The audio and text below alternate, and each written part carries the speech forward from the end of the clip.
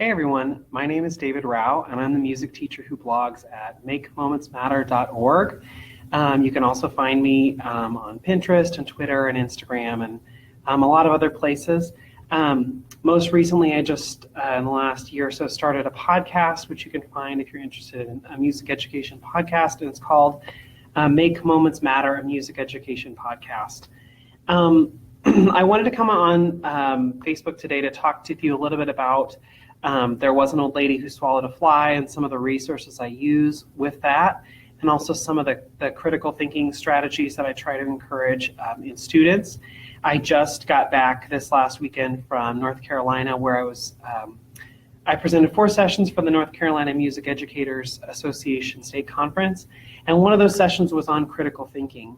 So as I was going through my lessons today with first graders, I was thinking about all of the questions that I was asking them, and so sort of how I was leading through the lesson.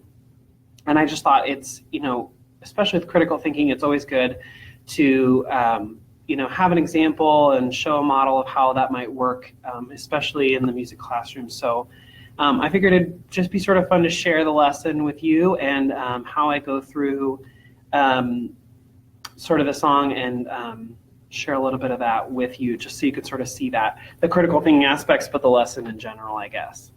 I'll just start by saying that I don't start There Was an Old Lady Who Swallowed a Fly with There Was an Old Lady Who Swallowed a Fly. I actually start with The Little Old Lady Who Was Not Afraid of Anything, which is a favorite book by Linda Williams, and it's illustrated by Megan Lloyd. And this book, I have to say thank you to Amy Fenton, one of my good friends who I taught with for a while, and this book is an adorable book for Thanksgiving, not Thanksgiving, for Halloween, but great for any time really in the fall. And if you're not familiar with this book, it stars an old lady who is not afraid of anything, and she goes out into the forest one day to collect herbs and spices and nuts and seeds. And on the way back, once it starts to get dark, she comes across some shoes in the middle of the path, and the shoes go clomp, clomp. And she goes, "I'm not afraid of you, you shoes." And then she goes on, and then she stumbles into, there she goes. And then she stumbles into a pair of pants just on its own in the middle of the path. And the pants go wiggle, wiggle. And she goes, "I'm not afraid of you," and then goes on and then runs into a shirt and some other things. And these things are there. I do this lesson around Halloween. So those things are supposed to be spooky and scary. And when I go through it with students, I ask questions like, have you ever seen shoes that move on their own? And I'm like, no. So would that be a normal thing, or would that be sort of odd if you came across that? And they're like, that'd be weird. And we get into how it's dark and she's in the woods alone and how that might be scary. She says she's not afraid of anything, but then she starts walking faster and faster. And so I say, she says she's not afraid of anything, but she's moving faster and faster. Why do you think that might be? And we talk through all of that. Eventually, she runs into it's even called a big, scary pumpkin head. The pumpkin head goes, boo, boo. And she doesn't talk to the pumpkin head. She just rushes on. She goes home. And eventually those things come knocking at her door. And so she goes to the door and she answers it. And those things talk to her, and they say, "We're here to scare you." And she goes, "You can't scare me." And they're like, "Well, what's going to happen to us?" And then she gives them a suggestion. And the next day, she looks out her garden window, and she sees each one of the items has turned itself into a scarecrow. So it doesn't have to be Halloween. Works great for Halloween, but you could still teach it now if you wanted to. And then the fun part is each one of these things says its thing. So the shoes go clomp, clomp. One pair of pants goes wiggle, wiggle. One shirt goes shake, shake. 2 gloves go clap, clap. 1 hat goes nod, nod. 1 scary pumpkin head goes boo, boo. So it's super, super easy to add in a non-pitched percussion instrument, like a woodblock for the shoes. Or I think that I added a tambourine for one of the shaking sounds. It's super easy to do that. If I know who created or came up with that original lesson, I would absolutely credit them. Amy Fenton was my friend who taught me that lesson and shared the book with me. Super, super easy to do, super fun lesson. But I start with this book because it's great around Halloween time. They love it. They love sitting down and reading it and then transferring that to instruments. And then the next week, when we sit down to read, they think, oh, we're going to read that again. And I say, I have a book about another old lady, a different old lady. And this lady was pretty smart because she wasn't scared of things. She knew how to find herbs and spices and nuts and seeds in the forest. And she knew that she shouldn't be afraid of all of those things and had the great idea to turn those things into a scarecrow. She's pretty smart. Let's see how this next old lady acts. So then I pull out this book, There Was an Old Lady Who Swallowed a Fly, and some kids already know it.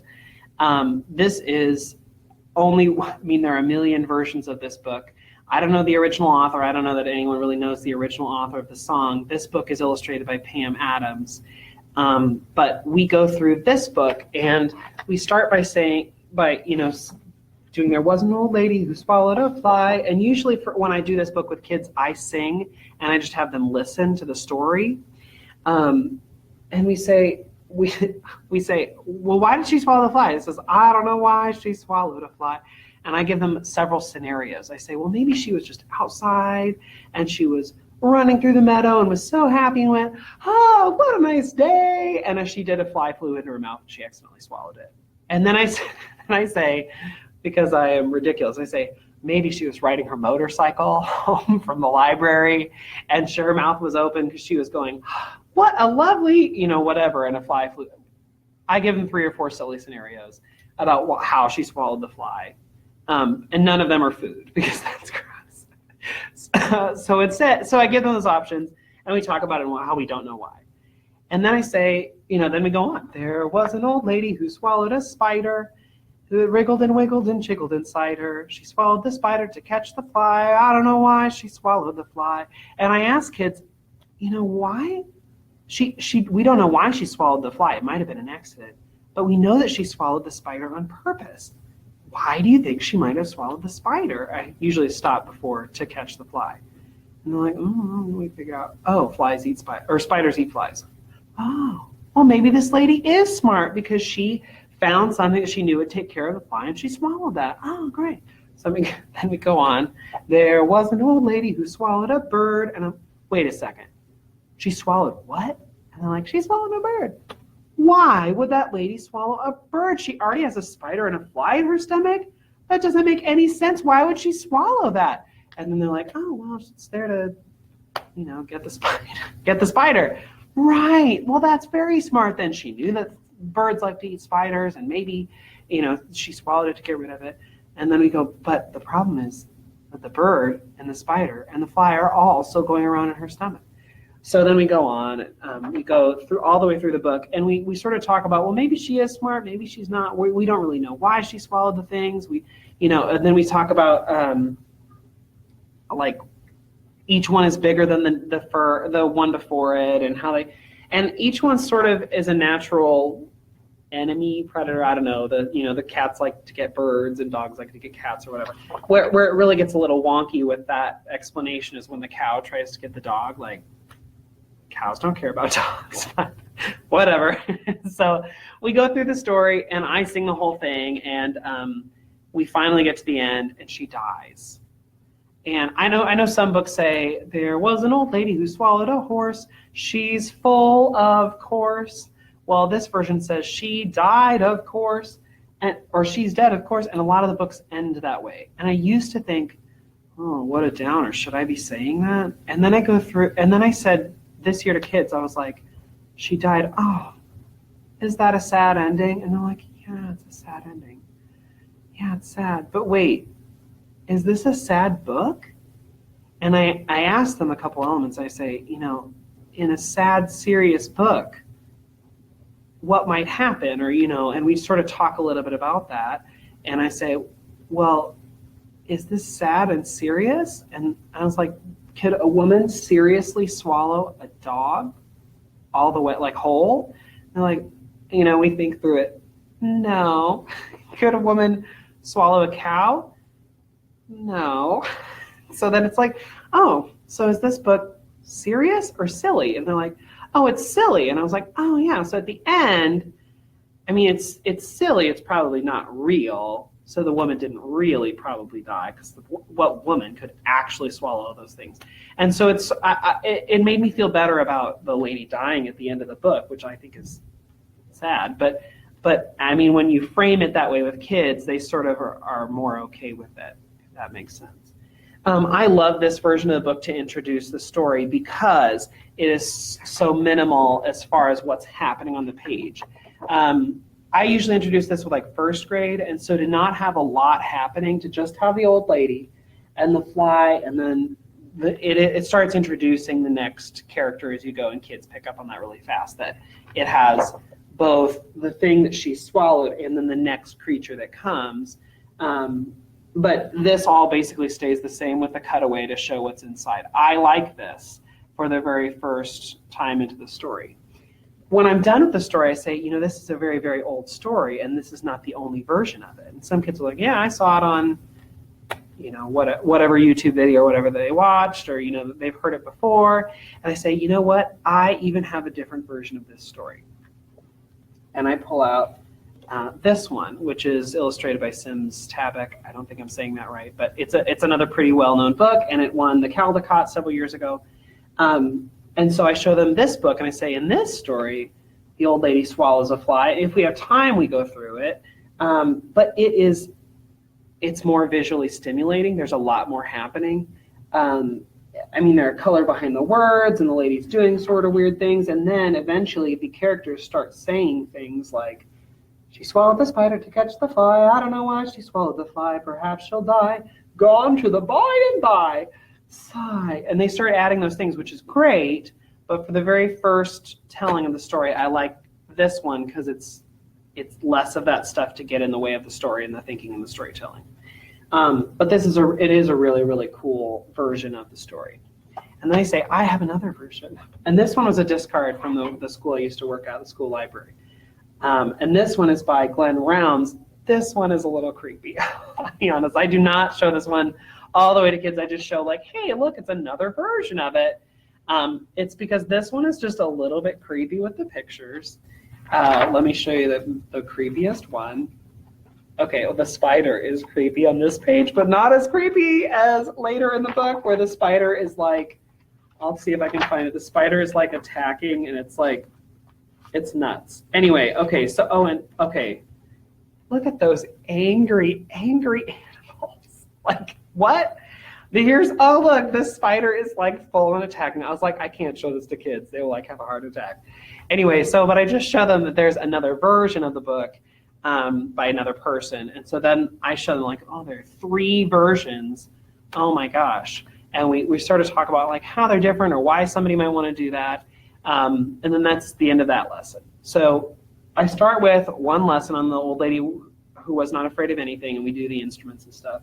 And then we do Old Lady Who Swallowed a Fly, and I just sort of hint at the other books, which should sort of prepare them for the next time. But then we sort of end with this and then go on to something else.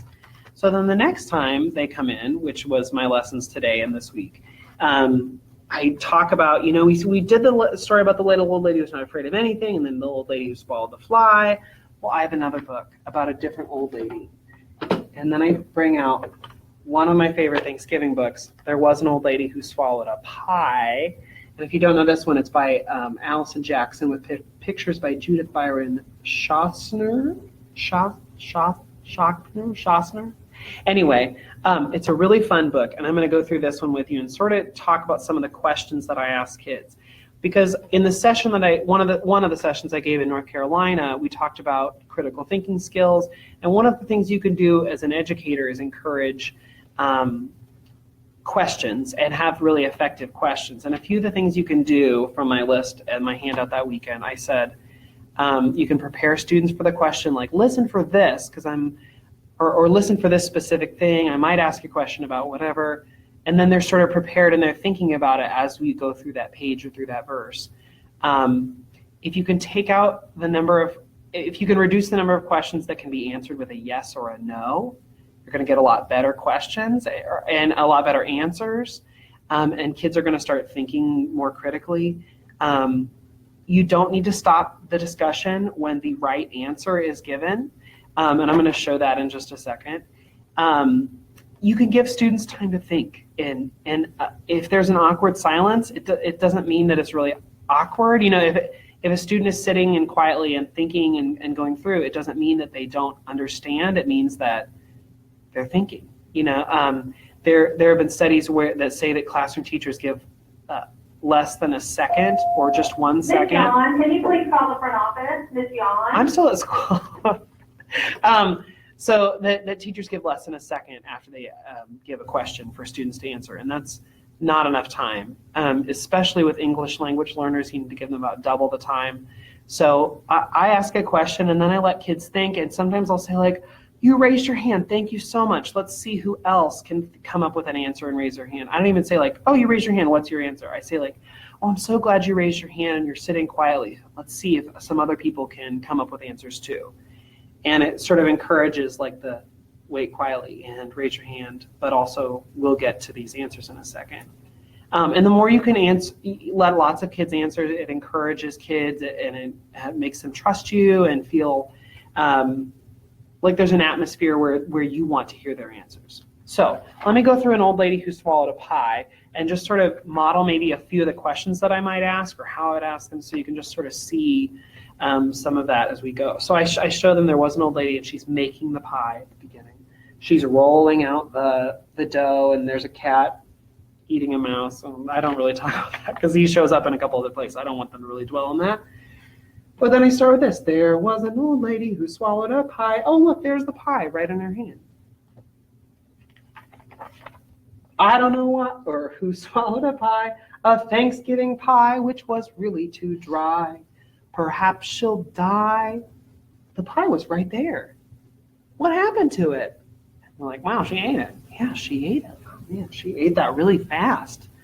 Is that normal? Can you usually eat a pie that fast? And, a big pie, it's a full-size pie. No, I don't think you can. Well, let's see what happens. It said the pie, which was really too dry. Then she might want something to drink. I know an old lady who swallowed some cider. That makes sense because she just ate that really dry pie. Swallowed some cider that rumbled and mumbled and grumbled inside her. When it says it rumbled and mumbled and grumbled inside her, what do you think that might be? And I let them think, and usually they come up with, well, it's your stomach, or it's the food moving around, or maybe she was really hungry, which is why she ate the pie, who knows? And so then it's the sounds from your stomach. Your stomach doesn't actually say grumble, grumble, mumble, but it makes sounds that sort of sound like that. She swallowed the cider to moisten the pie. That's like what we said.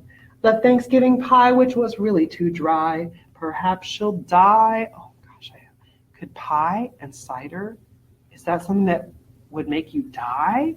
I'm like, no. Oh, well, let's keep going. Or at this point, some kids are like, it sounds like that other book.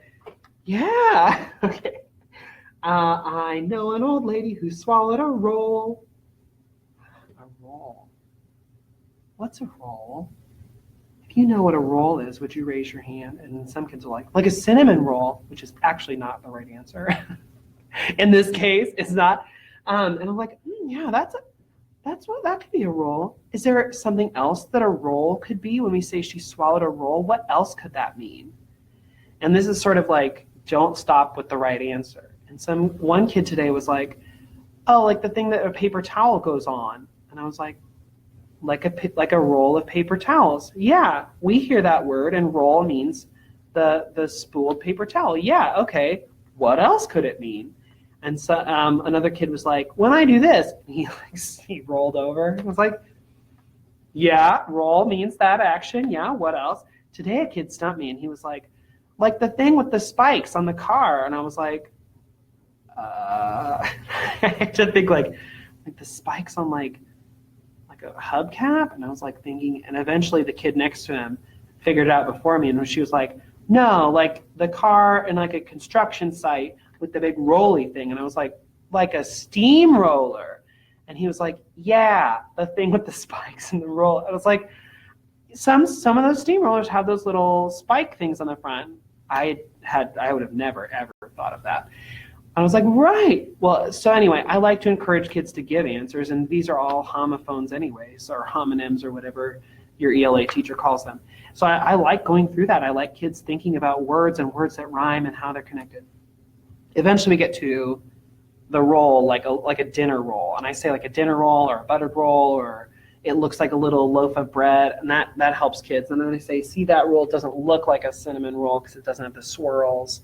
And then we go on. I know an old lady who swallowed a roll, just swallowed it whole, the entire roll. She swallowed the roll to go with the cider that rumbled and mumbled and grumbled inside her. She swallowed the cider to moisten the pie, the Thanksgiving pie, which was really too dry. Perhaps she'll die. I know an old lady who swallowed a squash, and I usually have to show what that is because they don't all know what a squash is, but sometimes we have conversations about that. Oh my gosh, a fat yellow squash. She swallowed the squash to go with the roll. She swallowed the roll to go with the cider that rumbled and mumbled and grumbled inside her. She swallowed the cider to moisten the pie, the Thanksgiving pie, which was really too dry. Perhaps she'll die. And then I do something like this, and I say, you know, she's been eating a lot of silly things. Would you look at the next page, and before you give an answer, think about what's on that page and see if you can figure out what she's going to swallow next. And if you have an idea, raise your hand. And I show them the picture, and they can see that this is going into her mouth. And I let them think. And I say, well, what do you think it might be? And some kids like, lettuce. Yeah, it could be. What else could it be? And someone said carrots. And I was like, okay, I could see that. What else? Tomatoes. Yeah, okay. Someone was like, it's a salad. There's a kid who's read this before. Okay, I get it. You know the answer. Let's move on. Like, yeah, it could be a salad. And some kid the other day was like, broccoli. I was like, yeah, with this picture, you can't really tell. I mean, it's not that well defined, so sure, okay. And then, we go through all the options, and eventually, one kid today said arugula. I was like, how do you know that word? He's like, I go shopping with my dad. Okay. So then eventually we get to salad. Yes, it's a salad. I know an old lady who swallowed a salad. She was looking quite pallid from eating that salad. And I'll be honest, I do not go into pallid because that is a rabbit hole. And with first graders, I don't need to do that. She swallowed the salad to go with the squash, swallowed the squash to go with the roll, swallowed the roll to go with the cider that rumbled and mumbled and grumbled inside her. She swallowed the cider to moisten the pie, the Thanksgiving pie, which was really too dry. Perhaps she'll die. I know an old lady, and I like to cover this up too, and I say, what do you think she, sometimes I go through just the same procedure as with the salad. What do you think she might be eating here? What might she swallow here? And the kids usually are like, the chicken. Well, it's not a chicken. It's Thanksgiving pie. And then they're like, oh, and the turkey. I'm like, yeah, what else could it be? And I go nuts with that question on this book. And they're like, I say, and then some kids like, the cat? And other kids, today I had kids who were like, it can't be the cat. I was like, really? An old lady can't swallow a cat? Have we not had that precedent yet? And I'm like, oh, maybe it could be the cat. And so we sort of go through, but I mean, in this story, she's only swallowing food. And I say that, this story, she's only swallowing food, but could it be a cat or whatever? And I usually have this covered up. And they're like, yeah, I guess it could. But it's a turkey. I know an old lady who swallowed a turkey. Her future looked murky after that turkey. She swallowed the turkey to go with the salad, swallowed the salad to go with the squash, swallowed the squash to go with the roll, swallowed the roll to go with the cider that rumbled and mumbled and grumbled inside her. She swallowed the cider to moisten the pie, the Thanksgiving pie, which was really too dry. Perhaps she'll die. And then I say, look at the old lady now. Let's see if I can find a picture of her at the beginning. Here she was showing up with her pie. And here she is now. And they go, oh, yeah. What's doing that? And they're like, oh, eventually we get to the answer, well, she's eating too much food and she's getting bigger. And one girl today was like, yeah, but her dress hasn't ripped. And I was like, hadn't thought of that. You're like, right. I mean, people can grow, but clothes don't stretch like that much. But we glossed over that today in class. Some clothes can stretch, not that much.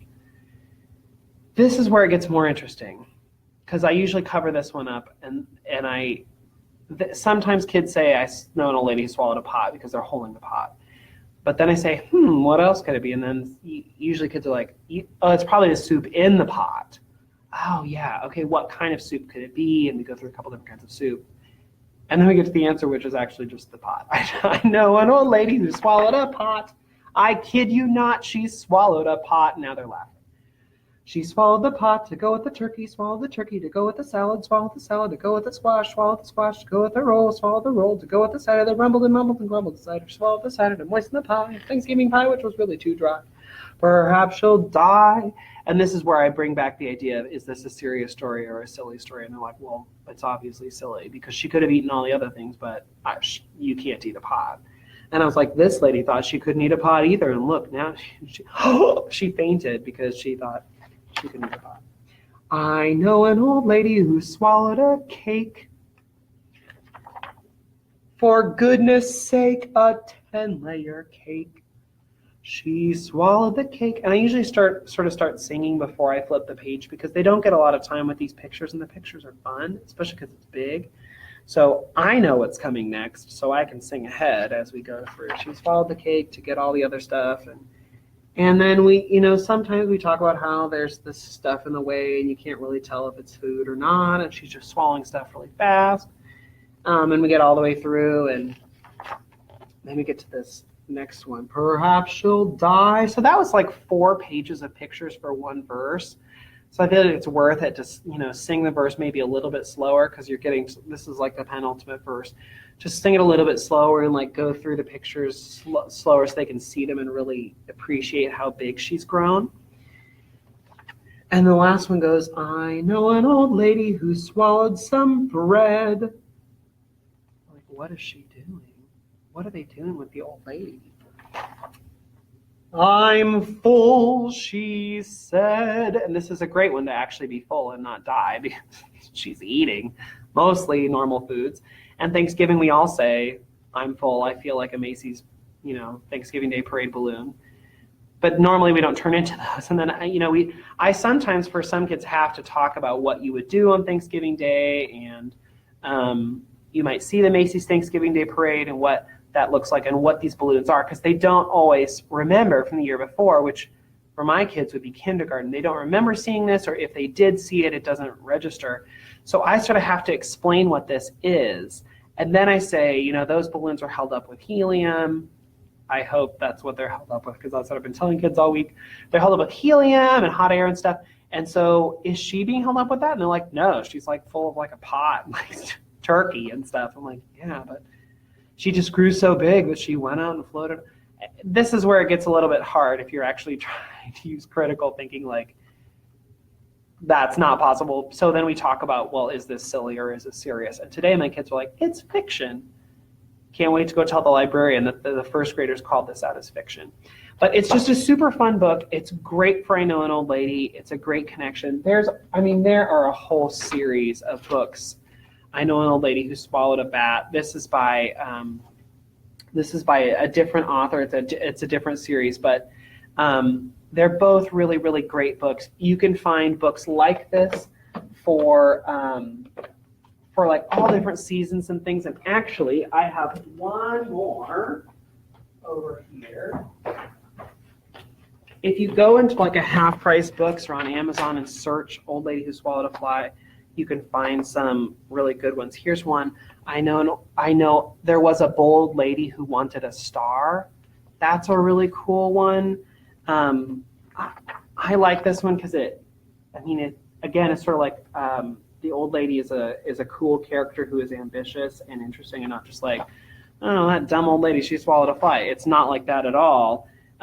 She's trying to get into outer space, trying to get through a star, and she finds a lot of different ways to get up and out. And So this is a really cool one. This is also great. If you've read the original There Was an Old Lady, this is great to put in your sub tub.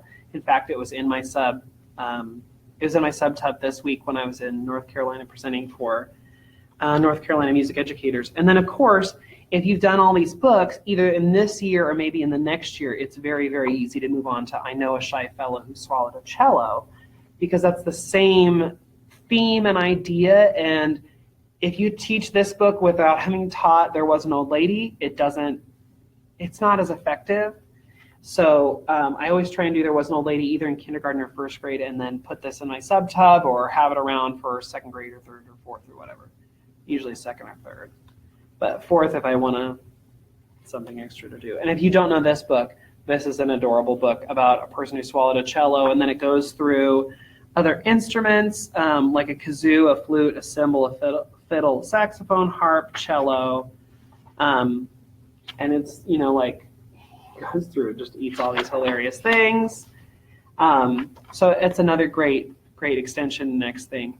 One more thing, and I saw this on Pinterest, and I would credit it if I knew who the original pinner was off the top of my head, but Mrs. Butterworth Bottles, she's an old lady, and it's clear if you finish with your syrup and clean it out and peel the stuff off. I saw someone who took little pipe cleaners and put like the letters FLY on those little bead block things. And then when she swallows it, you can put it in, and then you can see it rattling around inside of her, and that's sort of cool too. I haven't gotten around to getting the little beads with letters on them. I'm sure if I just kept like the friendship bracelets that kids leave in my room, I would eventually come up with a full alphabet and could do this. But you just need a little piece of pipe cleaner with those little beads with the blocks on them with letters, and you could just pop them in. The Old Lady Who Swallowed. So those are a lot of different ideas for things you could do with The Old Lady Who Swallowed a Fly. You could do just this book or just one book and be just golden, or no book. I mean, you could do it without a book. You could just do it as the song. The books are nice because it gives kids a lot of visuals. It enhances their schema. It makes it more real. And then when you can go on with a series and talk about variation and talk about different things, that's really, really fun too. If you're interested in any of the books that I shared here and you can't find them on Amazon or can't find them whatever, just leave me a comment in the Facebook, in the thread on the side. Just leave me a comment and I can give you the ISBN number or whatever, and I can put that there. Or if you have any other questions about what I talked about today, I would be happy to answer them, and I'm going to post the video so it's available for replay. Ashley, I saw you just post that. I'm going to post the video so it's available for replay, so if you want to watch it again later, you totally can. Thank you so much for coming along. I'm going to be adding more episodes to my podcast very, very soon. And if you're interested in that, you can find it in the Apple Podcast Store or on SoundCloud or Stitcher or TuneIn. You just search Make Moments Matter, a music education podcast, and you can find it. I try and do stuff like this where I share lesson ideas and resources that might work well for you. So if you're interested, that's out there too. Thanks so much for coming. If you have any questions, leave them, and I will check back later tonight and answer them. Have a great night.